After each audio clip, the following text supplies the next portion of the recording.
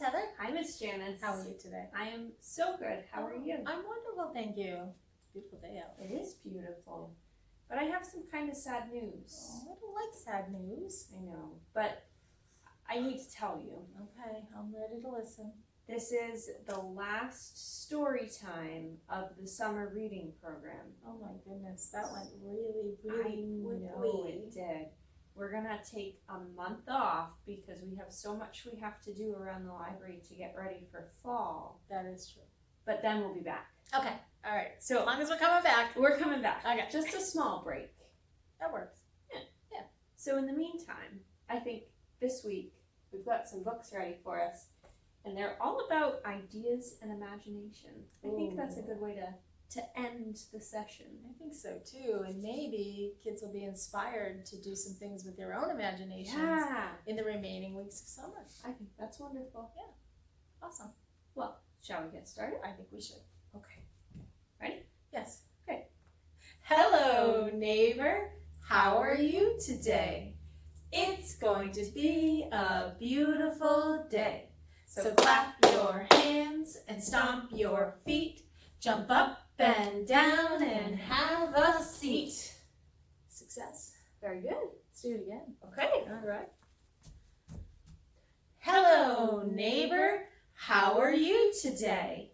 It's going to be a beautiful day. So clap your hands and stomp your feet. Jump up and down and have a seat. Wonderful. Who wants to read first? Why don't you read first this time? Okay. Sounds good. Excellent. All right. So our first story is called What Do You Do with an Idea? And I wanted to start with this one because I think this one might help us figure out what to do with the idea, and then some of the other stories might help us get ideas. So let's get reading. This one is written by Kobe Yamada and illustrated by M.E.B.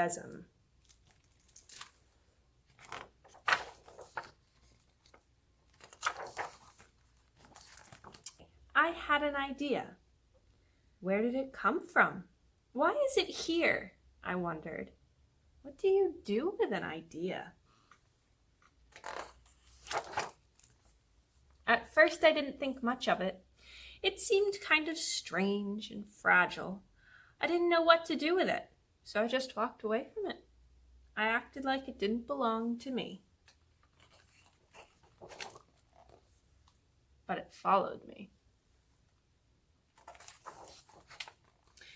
I worried what others would think. What would people say about my idea? I kept it to myself. I hid it away and didn't talk about it. I tried to act like everything was the same as it was before my idea showed up. But there was something magical about my idea. I had to admit, I felt better and happier with it around. It wanted food. It wanted to play. Actually, it wanted a lot of attention. It grew bigger, and we became friends. I showed it to other people, even though I was afraid of what they would say. I was afraid of what people... I was afraid that if people saw it, they would laugh at it. I was afraid they would think it was silly. And many of them did. They said it was no good. They said it was too weird. They said it was a waste of time and that it would never become anything. It's not very nice at all. And at first I believed them. I actually thought about giving up on my idea. I almost listened to them. But then I realized, what do they really know? This is my idea, I thought. No one knows it like I do. And it's okay if it's different and weird and maybe a little crazy. I decided to protect it, to take care of it. I fed it good food, I worked with it, I played with it, but most of all, I gave it my attention. My idea grew and grew, and so did my love for it. I built a new house with an open roof where it could look up at the stars, a place where it could be safe to dream. I liked being with my idea. It made me feel more alive, like I could do anything. It encouraged me to think big and then to think bigger. It shared its secrets with me. It showed me how to walk on my hands because, it said, it is good to have the ability to see things differently. I couldn't imagine my life without it. Then one day, something amazing happened. My idea changed right before my very eyes. It spread its wings, took flight, and burst into the sky. Do we notice something about the pages that are different than before? I don't know how to describe it, but it went from being here to being everywhere. It wasn't just a part of me anymore. It was now a part of everything. And then I realized what you do with an idea. You change the world.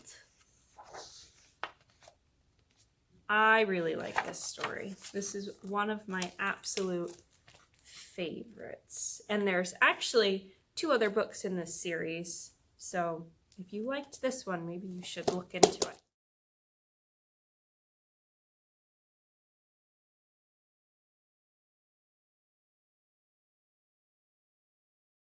That was a really great story that Heather just shared with us. I love ideas and I love taking them and going with them and seeing what comes of them. Today's story from me is called We Forgot Brock. This is Brock right here. And it's by Carter Goodrich. Have you ever had an imaginary friend? If so, you're going to be in good company with this story. This is Philip and Brock. They're best friends. They spend all their time goofing around together. Sounds fun. The weird thing is, nobody else can see Brock. Everybody calls him Philip's imaginary friend, whatever that means. At dinner, Philip might say something like, Brock would like some more, please. But his mom only pretends to give Brock seconds. Philip doesn't look too happy about that. Or sometimes in the driveway, Philip yells, Wait, Dad! Brock has to move his chopper. Please ask Brock to hurry up, Philip's dad will say. Brock can also be really funny, but Philip's parents never get it. One evening, the whole family piled into the car and headed to the big fair. Brock wants us to ride the brain shaker, said Philip. Tell Brock the brain shaker is a big kid's ride, his dad said. At the big fair, Philip and Brock rode the merry-go-round first, then the bumper cars, then the tilt-a-whirl. Philip got some cotton candy. Brock didn't want any. He only liked beans and spaghetti. I wonder how many of you would choose beans and spaghetti over cotton candy. I don't think I would. Finally, after the Ferris wheel, Philip got sleepy, but Brock wasn't sleepy at all. It was time to ride the brain shaker. Philip woke up as soon as the car pulled into the driveway. Where's Brock? He yelled. Then he ran inside to see if maybe Brock was already home, but he wasn't. We forgot Brock, Philip sobbed. We forgot Brock. Back at the big fair, Brock couldn't find Philip. He went back on the Ferris wheel for a better view, but he couldn't see Philip anywhere. Are you okay? Somebody asked from above. Brock said he was lost and he wanted to go home. My name is Anne, the little girl said, and this is Princess Sparkledust. Would you like to come home with us? If I had an imaginary friend, I'd probably call her something similar. So, Princess Sparkledust, Anne, and Brock all went home together. The next day, Princess Sparkledust and Anne found Brock sitting all by himself. He missed Philip very much. They did magic tricks to try to cheer him up. Then the three of them began to invent games and tell each other stories. Meanwhile, Philip spent the day looking for Brock. He searched everywhere, but he couldn't find him. He even put a sign up saying, "Lost Brock." Just as Brock was beginning to have a lot of fun, he remembered how much he missed Philip. And just as Philip was about to give up his search,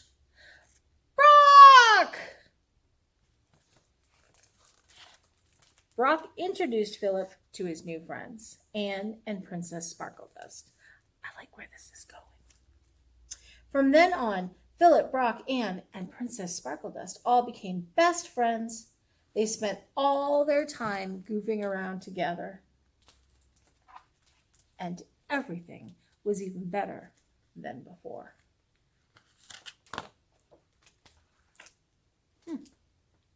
Mom's a little curious about this hat. The end.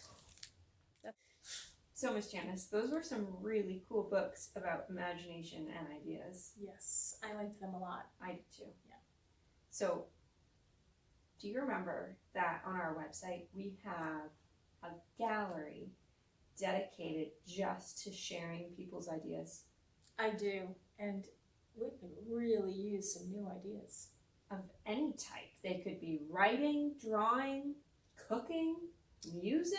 Really, anything. Oh, it'd be really cool if people would submit some of their ideas. Someone could write a story. Oh, Wouldn't that be fun? that would be fun. That would be a great share. I think that's our challenge to you. Between now and the start of next storytime session, we think you should all submit at least one idea that you've come up with. Yeah, I think that's a great idea. Okay, so you can find it on our website under our programs tab, and it's called the Brentwood Community Creative Share. Brentwood Creative Share. Thank you, Miss Janice. You're welcome. I had a brain cramp. That's there. what friends are for. All right. So sadly, No. sadly, Nope. we have to say goodbye. We have to say goodbye. All right. I'm sorry. But let's go out with a bang. You're breaking my heart. Let's go out with a bang. All right, Let's make it fun and exciting. Okay, I can handle that. All right. All right.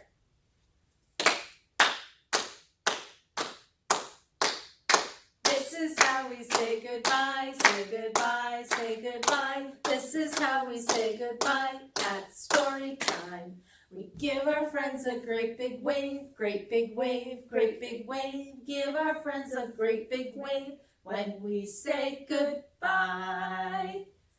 Oh, you went high. I know. That was pretty cool. I'll have to do that. All right. One more Next time. time? All right. One more time. One more time. A little faster? Yeah, let's try it. Okay. Ooh, I don't know if I can sing that fast. Let's try it. Okay. This is how we Say goodbye, say goodbye, say goodbye. This is how we say goodbye at story time. We give our friends a great big wave, great big wave, great big wave. Give our friends a great big wave when we say goodbye. Woo! exciting. It was. I got my blood running and I'm ready to go. All right.